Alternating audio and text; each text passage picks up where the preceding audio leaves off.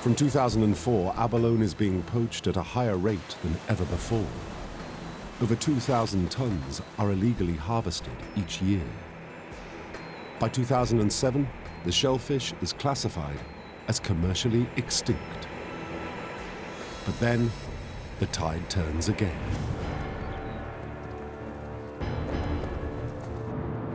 In 2008, South Africa creates a new law enforcement agency, the Hawks.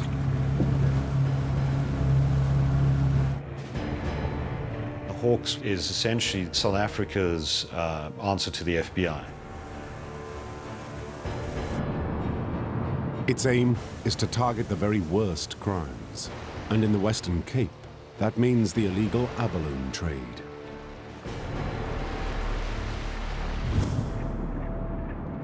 The Hawks are run by the police, and one of its leading officers is Lieutenant Colonel Lies Potgieter. She had been a cop on patrol when Operation Neptune was running.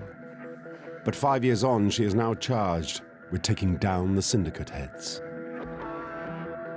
Potgieter draws together different law enforcement agencies to help her in her task. This reunites her with Operation Neptune veterans like Justin Enslin, Keith Thompson, and Bernard Liederman. We've got the same aims and the same method of getting to those aims. It makes the group so much larger and more effective.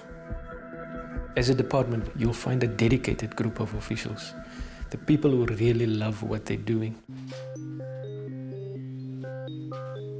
The key aim of bringing together these different agencies is to pool their intelligence. What they learn is that many of their different investigations are in fact linked. We all were working various cases at different levels, and a lot of the cases were joined. It's like a puzzle you have with 50 pieces. The units amalgamated, suddenly you were only looking for 2 pieces left instead of 50 or 20. They started with the framework, and from there they worked into all of the layers of the puzzles until the whole picture was clear to them. Once we had grouped all the information from different groups and we had it in one place, it was much easier for us to get a strategy forward. And as they put all the evidence together, one name crops up over and over again, that of the Western Cape businessman. It doesn't matter which investigation you were part of, this name will pitch up.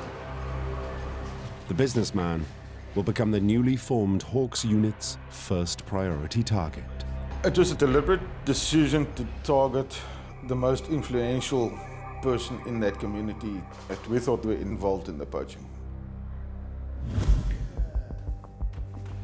The problem the team face is that the suspected criminal boss seems skilled at keeping his hands clean. There never seems to be anything to directly link him to any poaching operations. They start by following anyone they suspect is part of his syndicate, no matter how lowly.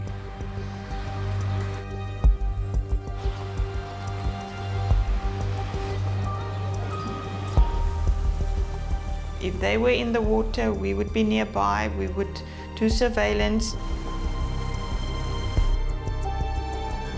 The aim is to get enough evidence on these foot soldiers to convince them to turn informant and testify against their alleged boss. If you want to be successful in any investigation on this level, organized crime, you cannot do it without informers. You need to establish in the group is the weakest link and try and see if you can convince that link to work with you instead of against you. Members of the syndicate suddenly find they are being pulled over for speeding, running a red light, having a defective wing mirror. They are threatened that previous convictions will be revisited, old charges reinstated.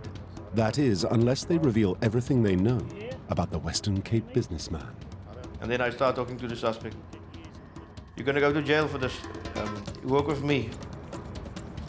What we basically did is we gave them the opportunity that you can become a state witness.